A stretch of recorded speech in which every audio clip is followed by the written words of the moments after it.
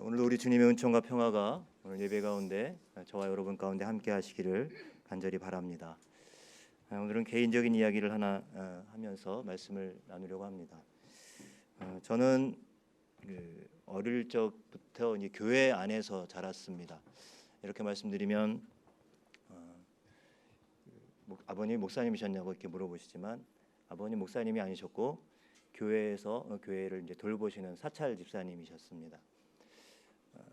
당연히 당시에는 이제 목사님들도 되게 어렵게 생활을 하실 때였으니까 교회를 이제 관리하는 집사님의 삶은 어떻겠습니까? 당연히 가난하고 별로 이렇게 풍족하지 못한 삶을 살았습니다.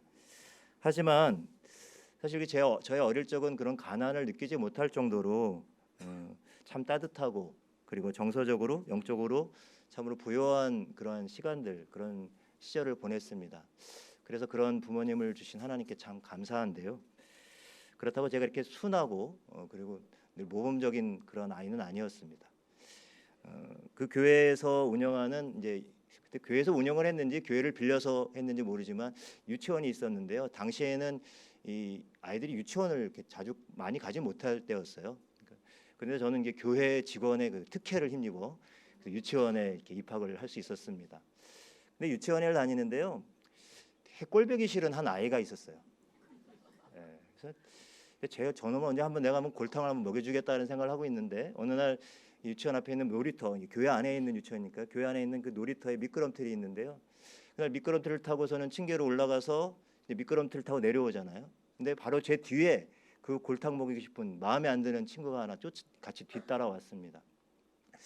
근데 그날 제가 왜 그랬는지 모르겠는데요. 너무 좀 마음에 안 들었던 거죠. 그래서 제가 먼저 미끄럼틀 타고 이렇게 쭉 내려왔는데 바로 뒤에 그 친구가 이제 따라서 내려오는 거예요. 제가 좀 오기가 나갖고서는 역으로 미끄럼틀 거꾸로 올라가면서 또 내려오면 죽어. 그래서 제가 그 친구한테 협박을 했습니다. 근데 그 친구가 뭐 저한테 쫄질 않고 그냥 계속 내려오는 거예요. 그래서 제가 오기가 나갖고서는 주먹을 한번 불끈 쥐고 어퍼커트를 한번 날렸습니다. 그때 이 아이가 욱 하더니 그 미끄럼틀에서 툭 떨어지는 거예요. 근데 다행히 이제 모래가 있어서 떨어지면서 이렇게 큰 사고는 나지 않았습니다만 그래도 얼마나 놀랐겠어요. 이 아이가 떨어지면서 그 다음부터는 막 엄청 울면서 선생님 찾고 엄마 찾고 이렇게 했죠. 저는 순간 제가 이겼다고 생각했습니다. 근데요, 그게 이긴 게 아니었습니다. 제 기억으로는 그 다음 날부터 저는 유치원을 다닐 수가 없었습니다. 저희 어머니의 손에 끌려서 그래서 제가 꼬꾸라뜨렸던 그 아이의 그 집에 가서 그 어머니에게 저희 어머니가 막 90도로 절을 하면서 죄송하다고 사과하는 그 장면을 눈앞에서 이렇게 멀뚱멀뚱 봐야 했습니다. 그게 어렸을 때 굉장히 충격이었던 것 같아요. 그래서 제가 아마 그 이후로 좀 초등학교, 국민학교, 중학교, 고등학교를 다니면서도 친구들과 한번 싸움박질을 해갖고서는 그런 적이 거의 기억이 없습니다. 어린 마음에 힘을 쓰는 것, 힘을 사용해서 이기는 것이 이기는 게 아니구나 라고 하는 것을 제 마음속에 이렇게 새겼던 모양입니다. 여러분 오늘 본문 말씀은 공이 네 복음서에 다 기록할 정도로 아주 유명한 말씀입니다. 칼을 쓰는 자는 칼로 망한다라는 말씀, 예수님의 말씀입니다. 가룟 유다가 예수님을 배신하고 제사장들과 백성들이 파송한 큰 무리들이 칼과 몽치를 가지고 그리고 예수님을 잡으러 왔을 때 예수님의 제자 중에 한 사람, 다른 복음서에서는 이 사람의 이름이 나오지 않지만 요한복음에서는 이 사람이 바로 베드로라고 이렇게 밝히고 있습니다. 이 베드로가 대제사장의 종의 귀를 자기가 가지고 있는 칼을 휘둘러서 귀를 자르는 그러한 사건이 일어납니다. 그때 예수님께서 이 칼을 쓴 제자에게 내 칼을 도로 칼집에 꽂으라. 칼을 가지는 자는 칼로 망한다라는 말씀을 하셨습니다.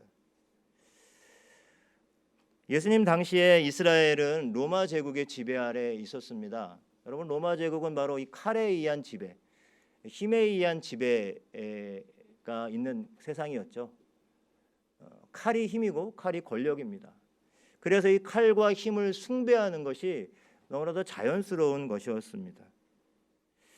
사실 로마 제국에 살아가는 모든 사람들 뭐 다른 사람들뿐만 아니라 예수님 당시에 이스라엘 백성들조차도 사실은 그들이 꿈꾸는 바, 그들이 메시아를 기다렸지만 그들이 꿈꾸는 메시아는 바로 로마 제국에 저항하여서 로마 제국을 전복시키고 더 큰 힘으로 로마 제국을 제압하고 민족을 다시 회복시키는 그러한 메시아를 기대했습니다. 군마를 타고 병거를 타고 위풍당당하게 그렇게 와서 막강한 힘을 휘두르는 그러한 영웅의 면모를 가진 메시아를 기대했던 것이죠. 근데 여러분 잘 아시죠? 예수님께서는 그러한 모습으로 이 땅에 오시지도 않았고, 또 결정적으로 예수님께서 십자가를 지시기 위해서 예루살렘에 들어가실 때도 예수님은 군마나 병거가 아니라 초라한 나귀 새끼의 등에 올라타서 한없이 볼품없는 모습으로 예루살렘에 들어오셨습니다. 물론 예수님의 이전의 기적과 이사를 바라보면서 거기에 환호했던 많은 무리들이 예루살렘에 들어오시는 볼품없고 그 초라한 그 예수님의 행세를 보고도 환호성을 외쳤지만, 그러나 나중에 우리는 그들이 결국 예수님을 십자가에 못 박았던 무리라고 하는 사실도 알게 됩니다. 여러분, 가룟 유다 역시 오늘 본문에 나와서 예수님을 배신하고 있는 가룟 유다 역시 막강한 힘을 가진 메시아를 통해서 이 로마를 뒤집어 엎고 민족의 자주권을 회복하리라고 하는 열정적인 꿈을 가진 사람이었습니다. 그 꿈을 바로 예수님이라면 이루어 주실 것이라고 믿었습니다. 그러나 갈수록 예수님의 길이 자신의 길과는 다르다고 하는 사실을 깨닫고 실망하고 깊은 배신감을 느끼게 되죠. 자신이 기대했던 것은 예수님의 그 능력, 그 초월적인 힘에 있었기 때문입니다. 그러나 예수님이 보여주신 그 힘은 그렇게 외적인, 보여지기에 좋은 그러한 힘이 아니었습니다. 오히려 자신을 다 내어주시는, 죽기까지 내어주시는 자기 희생과 헌신, 긍휼의 사랑의 모습이었습니다. 여러분, 우리는 예나 지금이나 우리가 살아가는 이 세상은 이러한 예수님이 보여주시고자 하셨던 힘보다는 눈에 보이는 힘을 더 신뢰하고 의지합니다. 돈과 권력과 인기와 명예가 사실 더 훨씬 매력적으로 다가옵니다. 심지어 예수님을 따르는 제자들도 별반 다르지 않았습니다. 여러분, 오늘 본문에 보면 두 종류의 칼이 등장하죠. 먼저 예수님을 잡으러 온 이들이 들고 왔던 칼과 뭉치였습니다. 이들은 당연히 당시 시대에, 힘을 숭배하는 시대에 당연히 이러한 강력한 권력과 칼의 힘으로 예수님을 굴복시키기 위해서, 또 그의 제자들을 굴복시키기 위해서 왔습니다. 그런데 여러분, 여기에 대항하는 또 다른 칼이 있습니다. 그것은 바로 오늘 본문에서 소개되고 있는, 우리가 요한복음에서 이 제자가 베드로라는 것을 밝히고 있다고 말씀을 드렸는데, 바로 베드로가 가지고 있었던 칼입니다. 오늘 본문에 누가복음의 병행 본문에 보면은요, 베드로뿐만 아니라 사실 다른 제자들도 자기가 한 칼을 갖고 있었습니다. 그래서 예수님께 그 위기의 상황 속에서 제자들이 이렇게 말합니다. 주여, 우리가 칼로 치리이까? 이렇게 예수님께 말하고 있습니다. 칼을 다 갖고 있었던 거죠. 비록 상대적으로 무력이 좀 약한 칼이었지만 어쨌든 이들 역시 칼을 행사함으로, 칼을 휘두름으로 저 상대들을 굴복해 보겠다고 하는 그러한 마음이 동일하게 있었던 것이죠. 물론 예수님은 자신의 스승인, 사랑하는 예수님, 스승을 지키려고 하는 그런 마음에서 베드로의 성격대로 앞뒤 안 가리고 그냥 칼을 휘두릅니다. 사랑하고 존경하는 분을 지키기 위한 이 폭력은 정당방위라고 그렇게 합리화시킬 여지가 충분히 있습니다. 하지만 그런데도 예수님께서는 오히려 그러한 위기의 상황 속에서 한치의 흐트러짐도 없이 베드로에게 단호하게 이렇게 말씀하셨습니다. 내 칼을 도로 칼집에 꽂으라.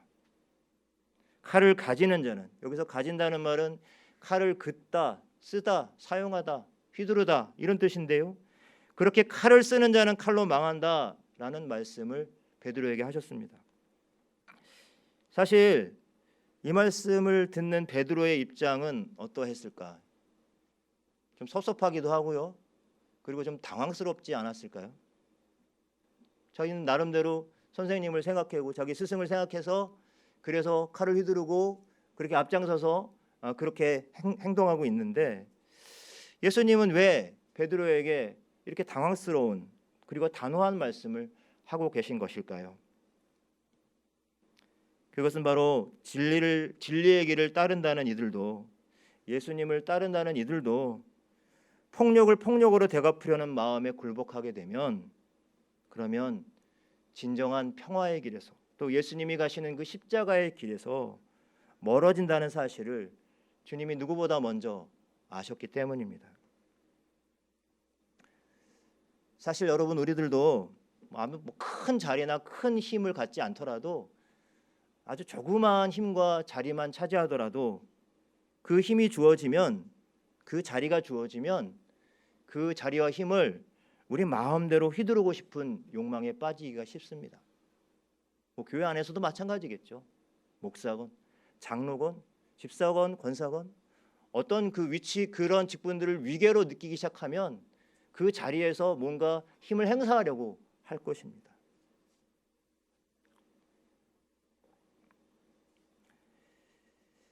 그래서 누군가를 통제하고 누군가를 지배하려고 하는 욕망에 사로잡히기가 쉽다는 것이죠. 그렇다고 해서 오늘 주님께서 내 칼을 도로 칼집에 넣으라, 꽂으라 하는 이 말씀은 우리에게 주어진 힘을 전혀 사용하지 말라는 뜻도 아닙니다. 도리어 우리에게 주어진 힘을 겸손한 마음으로 내가 속한 공동체 사람들에게 그들의 사이에 평화와 사랑이 깃들 수 있도록 그렇게 사용하라는 말씀이죠. 때론 누군가 무거운 짐을 지고 있는 자들과 함께 나누어지는 일을 위해서 우리에게 주어진 힘을 사용하라는 말씀입니다. 오늘 본문에 이제 병행코절에 해당하는 누가복음 22장에 보면 예수님께서는 이 제자 중 한 사람이 베드로가 칼을 휘둘러서 그래서 귀가 잘린 이 종의 그 귀를 만져주시고 또 고쳐주시는 장면이 나옵니다. 상대적으로 제자들은 예수님을 잡으러 온, 그리고 자신들을 위하려고 온 무리들 중 이 하나는 분명히 예수님과 자신을 위협하는 적으로 그렇게 간주했을 것입니다. 하지만 여러분, 오늘 본문에서 보여주시는 예수님은 그 살벌한 상황 속에서도 그들을 대적으로 바라보지 않으십니다. 비록 칼과 몽치를 들고 온 그 많은 무리들, 그 한 사람 한 사람도 어쩔 수 없이 당시에 그 지도자들, 지배자들에 의해서 고용된 그런 체제의 하수인으로서 아주 불쌍한 사람들이라고 하는 그러한 사람들, 그 불쌍한 사람들로 보셨고요. 그 가운데 귀를 다친 이 종의 귀를 다시 고쳐 주셨죠. 심지어 예수님은 자신을 배신하고 팔아넘긴 가룟 유다까지도 주님은 불쌍히 여겨 주셨습니다. 여러분, 오늘 본문 말씀에 보면 무리를 이끌고 예수님을 찾아온 이 가룟 유다가 예수님께 인사하는 장면이 나옵니다. 왜 인사를 했죠?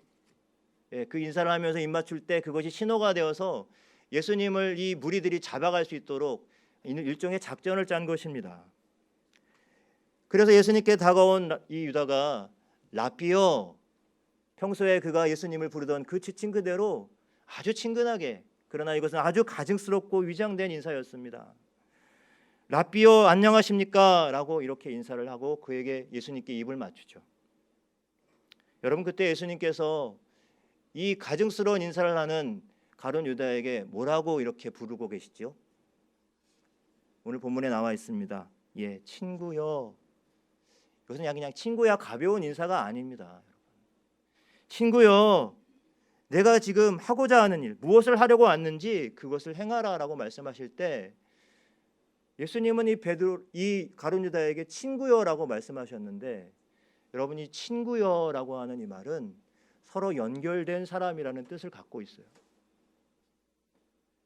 자신을 배신하고 그 관계를 끊고 박차고 나간 이 가룟 유다를 우리 주님은 여전히 나와 연결된 존재로 바라보고, 자신과 연결된 존재로 바라보고 계셨다고 하는 것입니다. 여러분, 교회의 역사 속에서 모든 이들이 이 가룟 유다를 배신자라고 손가락질하였지만, 또 지금도 하고 있지만, 정작 주님께서는 이 가룟 유다를 한없는 그러한 측은지심의 마음, 불쌍히 여기는 마음으로 저 길 잃은 놈, 이런 마음이셨겠죠. 그런 마음으로 바라보시면서 사랑의 문이 그에게도, 용서의 문이 그에게도 열려 있음을 알 수 있습니다. 이러한 예수님의 모습에 비추어 볼 때 오늘 저와 여러분의 삶은 어떻습니까? 우리는 사람들을 대할 때 너무 쉽게 이 편과 저 편을 가릅니다. 우리와 그들을 가르고, 때로는 좋은 사람들과 나쁜 사람들을 가릅니다. 그리고 판단합니다. 이것은 에덴을 떠난 이후, 에덴을 잃어버린 인간의 삶이 서로에게 담을 쌓고 우리와 그들, 이 편과 저 편을 가르는데 얼마나 익숙해져 왔는가를 보여주는 그러한 하나의 현상입니다. 상대방이 나와 같은 부류에 속해 있으면 우리는 팔이 안으로 굽는다는 식으로 그 사람의 장점을 최대한 부풀리고 그 사람의 단점을 간과하거나 무시하는 경향이 있습니다. 거꾸로 상대가 나와 다른 그러한 성격의 그룹에 있으면 거꾸로 장점을 무시하고 단점만 혈안이 되어서 찾기 바쁩니다. 내가 하면 로맨스고 남이 하면 불륜이라는 식으로 우리는 관계하고 반응하며 살아갑니다. 하지만 여러분, 오늘 본문 속에서 보여주시는 이 예수님의 모습 속에서는 어떤 사람도 죄인으로 낙인 찍지 않으시고 계시지요. 심지어 자신을 배반한 제자와 칼과 몽치를 들고 자신을 잡으러 온 이들에게조차 우리 주님은 자비와 긍휼의 시선으로 그들을 대하시고 그들을 바라보고 계십니다. 이렇게 예수님은 이 편과 저 편의 경계를 허무시고 막힌 담을 무너뜨리셨습니다. 여러분, 이것은 당시 예수님 당시의 종교 지도자들의 모습과는 너무나도 반대되는 모습입니다. 예수님 당시의 종교 지도자들은 당시의 죄인들이나 세리나 이방인들이나 이런 사람들을 그들의 삶의 자리에서 배제하고 이렇게 밀어내는 것, 그것이 자신들의 경건을, 자신들을 더 고결하게 유지하는 그러한 덕목이라고 생각을 했습니다. 그러나 예수님은 반대로 이것을 가장 큰 죄로 여기셨습니다.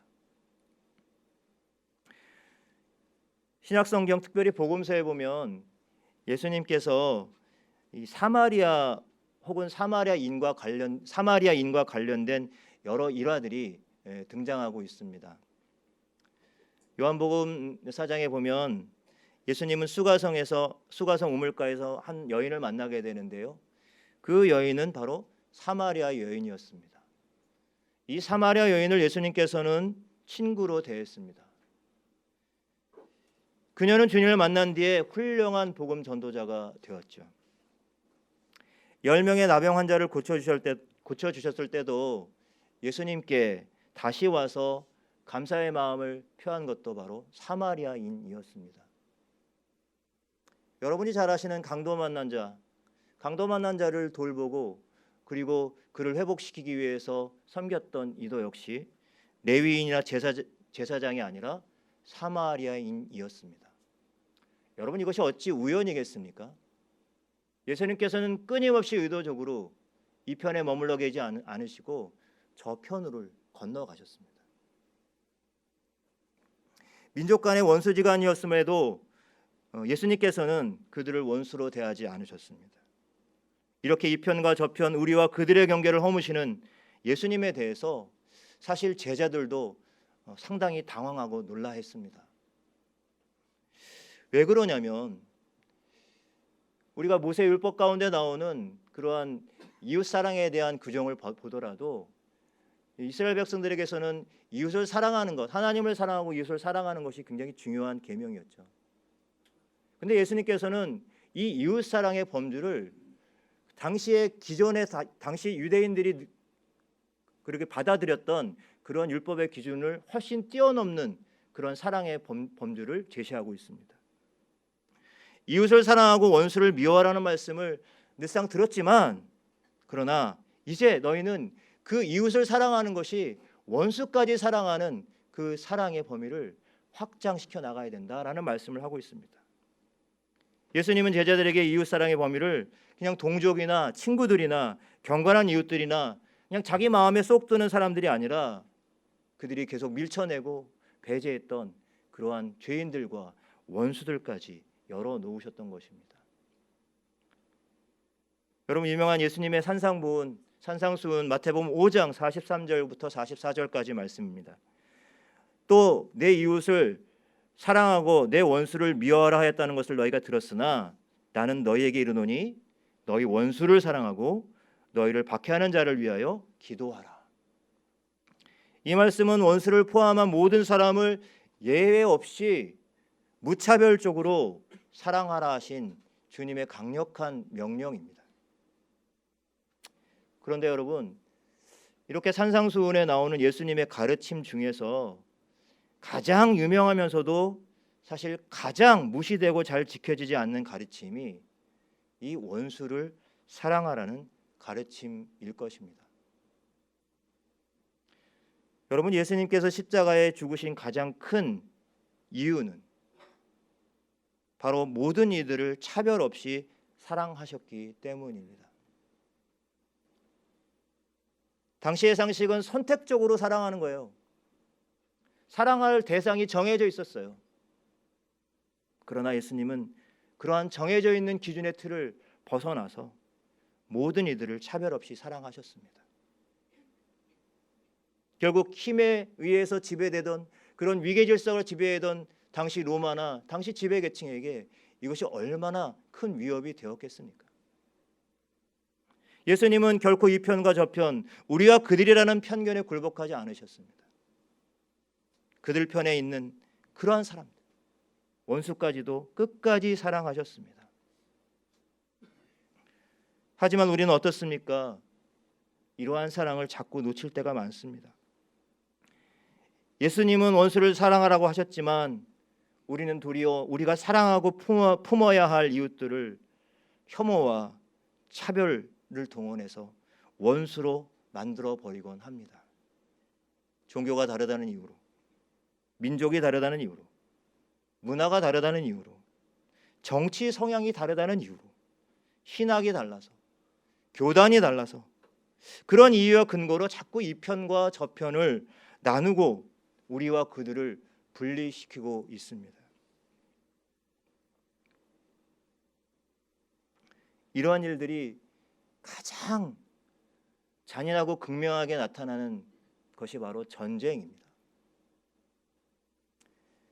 내일 모레면 6.25 이 땅에 동족 상잔의 비극이 일어났던 69년째 이제 되는, 전쟁이 일어난 지 69년이 되는 날입니다.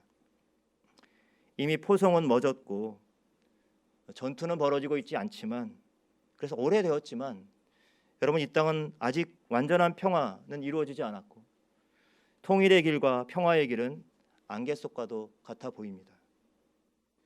전쟁이 가져다준 상처는 아직 완전히 치유되지 않았고 보이지 않는 휴전선이 사람들의 마음을 여러 갈래로 나누고 가르고 있습니다.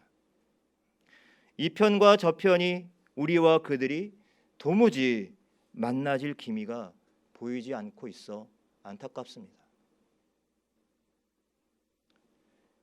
바로 이러한 시대 속에서 우리가 주님을 따르는 자들이라면 우리는 어떤 소명이 있는지 분명해지죠. 바로 주님께서 그렇게 하셨듯이 이 편과 저 편, 그들과 우리의 경계를 가르고 지나서 그것들을 하나 되게 하는 일이 바로 주님께서 오늘날 우리 교회와 성도들에게 주시는 소명인 줄로 믿습니다.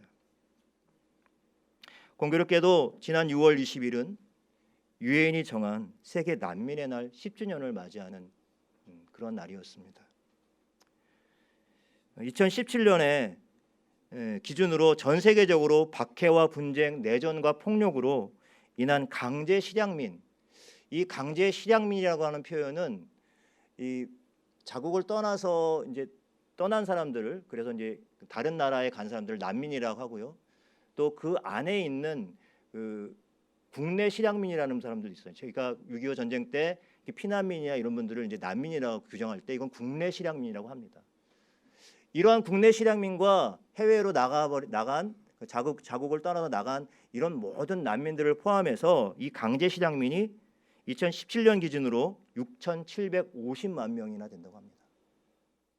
그 중에서 자국을 떠난 난민들은 2,500만 명 정도가 있습니다.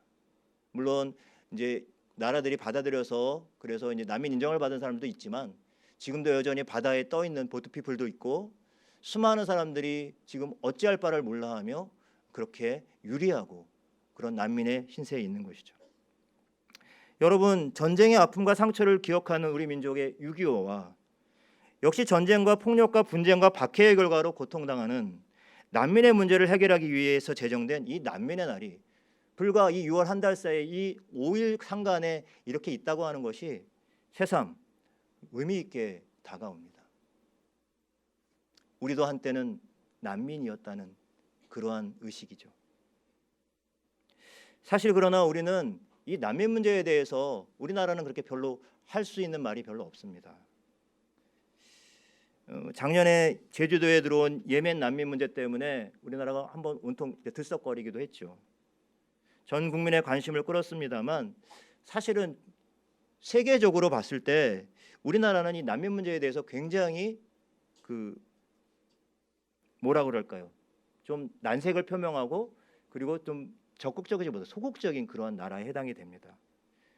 2001년부터 2017년도 유엔 난민기구의 통계에 따르면 OECD 국가 중 37개국 중에 우리나라는 몇 위쯤 됐을까요?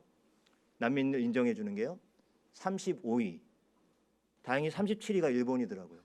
좀 기한이 되긴 했습니다만 여러분 세계 평균 29.8%인 반면에 난민 인정률이요. 우리나라는 4%예요. 작년에 예멘 난민이 484명 중에 난민 인정이 2명 됐어요. 그리고 412명이 그냥 인도적 체류 허가를 받았다는 것입니다. 사실은 난민 문제는 굉장히 복잡하고 그리고 미묘한 문제이기도 합니다. 그래서 쉽게 판단하기가 어렵습니다. 정치적인, 경제적인 판단이 같이 동원이 됩니다. 우리나라 같은 경우에는 경제적으로 굉장히 어려워지는 상황들이었기 때문에 이 난민에 대해서 오히려 좀 혐오하고 난민에 대한 범죄가 계속해서 증가되고 있었습니다. 물론 난민들도 들어온 사람들도 사람들이니까 이런 뭐 약간 혐오스러운 일들을 벌일 수도 있었겠죠. 근데 여러분 아무리 그렇다 할지라도 나라를 잃고 그리고 방황하면서 어찌할 바를 몰라하고 들어온 그런 사람들을 대하는 태도가 참으로 작년에 우리가 그런 경험을 했습니다만 너무 냉혹하고 너무 잔인했다는 생각을 해보게 됩니다. 더욱이 한국 교회가 보여준 모습들은 더 심각했습니다. 물론 제주도 현지에 가서 거기 있는 교회들이 이들을 끌어안고 그리고 그들을 돌보고 섬기는 아주 중요한 일들을 많이 하시기도 했지만 또 한쪽 끝에서는 그들과 우리를 분리하고 그리고 앞장서서 그들에 대한 어떤 공포심을 자극하고 그리고 난민들을 어떤 혐오하는 그러한 여러 가지 잘못된 그런 뉴스들을 생산해내는 그러한 기지가 바로 교회와 그리스도인이었다고 하는 것이죠. 예수님을 따른다고 하면서 사랑의 마음이 아니라 예리한 칼을 품고 마음대로 휘두르며 나와 다른 누군가를 판단하고 정죄하고 희생양을 만들고 수치와 모욕을 주는 일을 행하고 있다면 그것은 진정한 의미에서 예수 따름이 아닐 것입니다. 단지 진리의 길을 따른다고 하면서 사실은 예수를 따른다고 하면서도 사실은 칼의 힘을 의지하고 휘둘렀던 베드로와 별반 다를 바가 없습니다. 여러분 예수님은 이 편과 저편 우리와 그들을 가르는 세상 속에서 모든 사람의 편이 되어 주셨습니다. 당연히 그리스도를 따르는 사람들도 이 편과 저편 우리와 그들을 나누는 경계와 이 막힌 담을 허무는 소명을 받은 줄로 믿습니다. 우리가 예수님의 명령대로 원수를 사랑하기보다 오히려 우리가 사랑하고 품어야 할 이웃들을 분노의 대상이나 혐오의 대상, 즉 원수로 만드는 일들이 일어나서는 안 될 것입니다. 폭을 좁혀서 주님의 몸된 공동체에서도 마찬가지입니다. 사람들이 함께 모이는 곳이라 개개인의 문화나 기호도 다르고 성격도 다르고 성품도 다릅니다. 그러다 보니까 자연스럽게 이 편이 생기기도 하고 저 편이 생기기도 하고 그들이 생기기도 하고 우리가 생기기도 합니다. 그런데 문제는 그 속에서 서로가 품고 있는 칼들을 드러낼 때입니다. 주님은 오늘도 저와 여러분에게 말씀하십니다.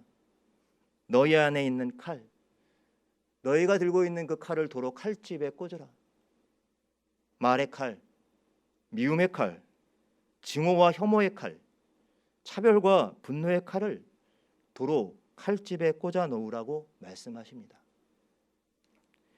여러분, 내 칼을 도로 칼집에 꽂으라는 이 주님의 명령은 원수를 사랑하라는 적극적인 명령으로 이해되어지고 받아들여져야만 합니다. 물론 여러분, 예수님을 따른다는 것은, 예수님의 길에 함께 서 있는다는 것은 결코 쉽지가 않습니다. 쉽지 않으니까 제자들도 더러 배신하고 또 도망가지 않았겠습니까?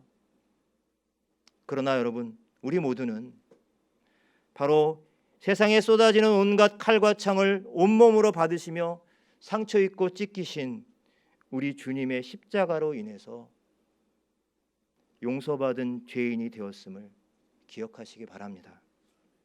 그래서 겸손히 주님의 길에 설 수 있는 저와 여러분들이 되시길 바랍니다. 원수되었던 우리를 사랑하셔서 자기 몸 버려 죽으신 주님의 십자가를 기억하면서 바로 지금 여기에서 이 편과 저 편을 가르고 나누는 칼과 폭력을 내려놓을 수 있기를 바랍니다. 때로 우리가 상처를 주고 상처를 받은 이들을 용서하고 용서받기를 원합니다. 서로를 향한 미움과 증오를 놓아버리고 서로 화해하며 하나 되게 하시는 성령께서 우리 안에 자유롭게 역사하실 수 있도록 우리 자신을 겸손히 열어놓는 저와 여러분, 우리 공동체, 또 우리 나라와 민족이 되기를 간절히 축복합니다. 기도하겠습니다.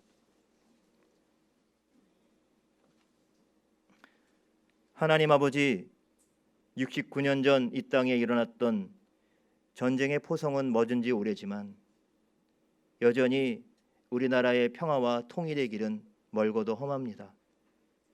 더욱이 분단의 현실이 남긴 상처는 우리 안에 여러 모양의 보이지 않는 휴전선을 긋고 이 편과 저 편을 가르고 나누는데 그 결과 많은 갈등과 분쟁을 낳고 있습니다. 주님, 우리를 불쌍히 여겨 주시옵소서. 이 민족을 불쌍히 여겨 주시옵소서. 갈라지고 나누어진 땅이 주님의 은혜로 하나 되게 하옵소서. 주님의 백성들이, 주의 백성들이 이 편과 저 편을 가로질러서 그들과 우리를 하나로 만드는 성령의 사역에 함께 동참하게 하여 주시옵소서. 칼의 힘을 숭배하는 세상에 힘없고 초라한 모습으로 오셨지만 십자가 사랑으로 이 편과 저 편을 가르는 경계와 막힌담을 넘으신 주님의 길을 겸손히 쫓아갈 수 있는 용기와 결단을 허락하여 주시옵소서. 누군가를 정죄하고 판단하고 증오하는 칼들을 다 내려놓게 하시고 예수 그리스도의 십자가의 복음 안에서 화해와 정의가 입맞추는 세상을 열어가는 교회와 성도들이 되게 하여 주시옵소서. 예수님의 이름으로 기도합니다.